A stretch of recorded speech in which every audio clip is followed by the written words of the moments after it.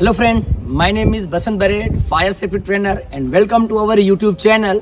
Friend, आज की इस वीडियो पे हम बात करने वाले हैं सेफ्टी इन कंस्ट्रक्शन साइट। जी हाँ दोस्तों, आज हम बात करेंगे कि जो सबसे बड़ा जो रिस्की जोन होता है हमारा किसी भी वर्क प्लेस में, वो होता है हमारा कंस्ट्रक्शन साइट, जहाँ पे नए नए चीज़ों का निर्माण होता है।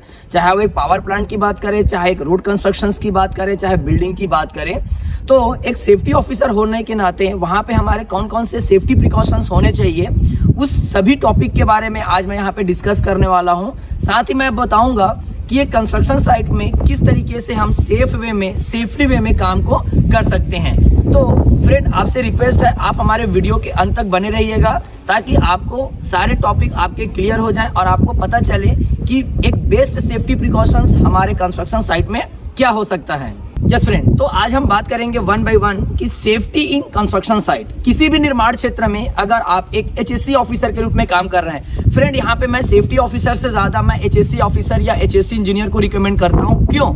ये चीज़ें भी मैं यहाँ पे बताऊंगा। बिकॉज जब एक हम ओएनडम की बात करते हैं, एक हम ऑपरेशन एंड मेंटेनेंस की बात करते हैं, तो फ्रेंड वहाँ पे हमारे बहुत सारे चीज़ें ऐसी होती है जो प्री स्टैब्लिश्ड होती हैं। लाइक कहने का मतलब है कि वहाँ पे हमारे पावर प्लांट प्री स्ट्रक्चर्स में होते हैं, वो ऑलरेडी स्टैब्लिश्ड होते हैं। तो वहाँ पे या तो हमें फायर डिपार्टमेंट के रूप में वहाँ पे अपने आप को इन्वॉल्व करना रहता है, या फिर सेफ्टी डिपार्टमेंट के रूप में हमें वहाँ पे अपने आप को इन्वॉल्व करना रहता है। बट राइट नाउ अगर हमें कंस्ट्रक्शन साइट की बात करते हैं, जहाँ पे हमें हेल्थ को भी देखना है, हमारे जितने भी वर्कर्स हैं, एम्प्लॉयज़ हैं, हमें मशीनों की सेफ्टी भी देखनी है, हमें वर्करों की भी सेफ्टी देखनी है, इवन जो हमारे पूरे एनवायरनमेंट है उनकी भी हमें सेफ्टी को खास ध्यान में रखना होता है।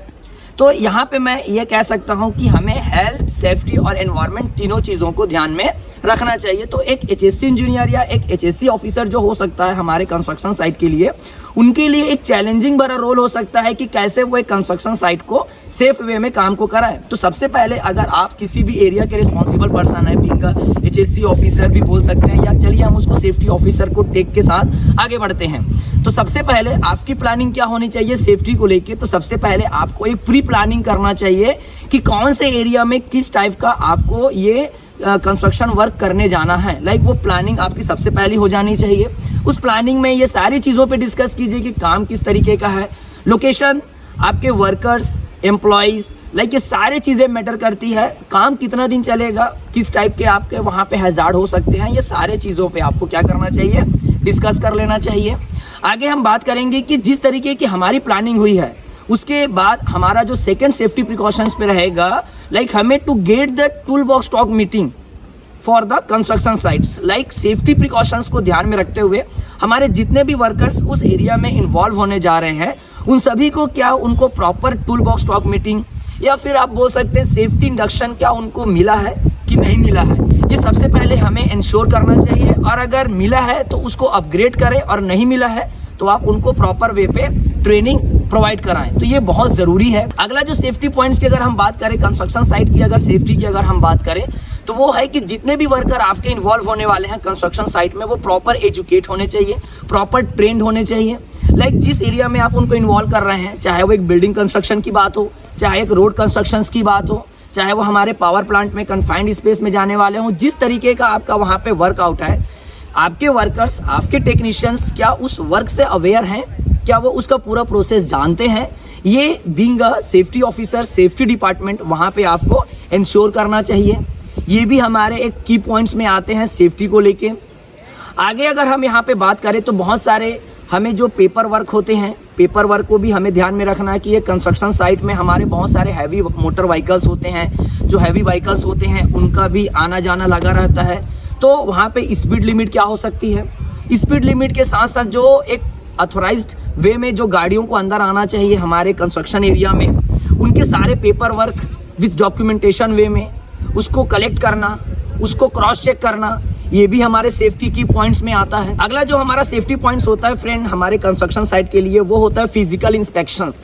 हर साइट में काम स्टार्ट होने से पहले एक सेफ्टी ऑफिसर का उस एरिया में जाना और फिजिकल वे में पूरे एरिया को एनालाइज करना, चाहे उसके लिए आपको JSA करना पड़े, जॉब सेफ्टी एनालिसिस, या फिर हीरा के माध्यम से जो हम जॉब हैजार्ड एनालिसिस करते हैं, hazard identification and risk assessment, जो कि JHA के अंतर्गत आता है।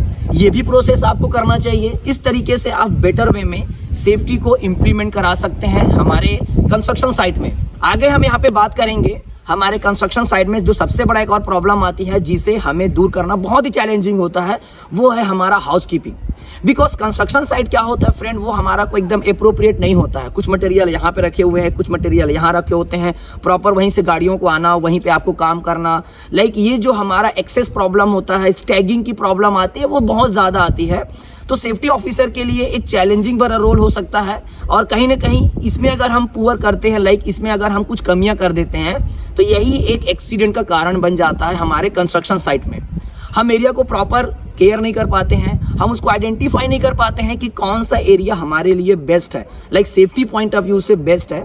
वो सारी चीज़ों को हाउसकीपिंग वे में, जो हमारा एक हाउसकीपिंग स्टैंडर्ड होता है 5S, जो कि शेड, शॉट, साइन, सस्टेन, स्टैंडर्डाइजेशंस, ये जो हमारा 5S मेथड होता है, उस वे में हमें पूरे उस एरिया को कैटेगराइज करना, प्रॉपर स्टेगिंग ऑफ मटेरियल, जो प्रायोरिटी बेसिस पे मटेरियल होते हैं उनको फ्रंट में रखिए। जिसकी रिक्वायरमेंट एट प्रेजेंट नहीं है फ्रेंड, उस मटेरियल को आप साइड में रख सकते हैं, और जो एग्जैक्ट ज़रूरत है वही मटेरियल आपके साइड में होना चाहिए।